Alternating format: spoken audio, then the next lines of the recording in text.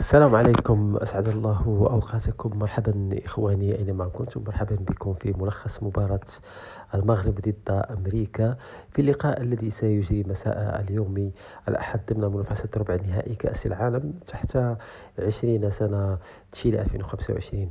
وتمكن المنتخب المغربي بتسجيل هدف في الشوط الأول في مواصلة كتابة التاريخ، حيث حاز بطاقة العبور إلى ربع نهائي كأس العالم للشباب عقب فوزه على منتخب كوريا الجنوبية بتسجيل هدفين مقابل واحد. وضرب أشبال الأطلس موعدا مع المنتخب الأمريكي في دور ربع النهائي بعد أن تأهل الأخير على حساب منتخب إيطاليا، حيث فاز عليه بنتيجة 3 أهداف مقابل صفر. وانطلقت مباراة المنتخب المغربي ضد نظيره الأمريكي يوم 12 أكتوبر في تمام الساعة 9 مساء بتوقيت الرباط، و11 مساء بتوقيت مكة.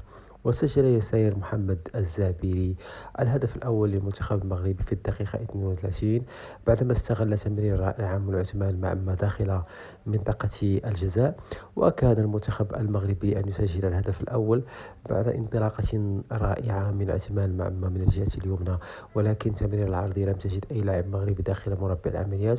ومنذ بداية المباراة حاول المنتخب الأمريكي شن الهجمات على مرمى المنتخب المغربي، ولكن جميع محاولات باءت بالفشل، وصل استبال كبير من أشبال الأطلس إخواني. وبعدها سجل المنتخب المغربي هدفا مقابل لا شيء، ومباشرة بعد 10 دقائق تعادل الفريق الأمريكي لتصبح النتيجة 1-1 في الشوط الأول.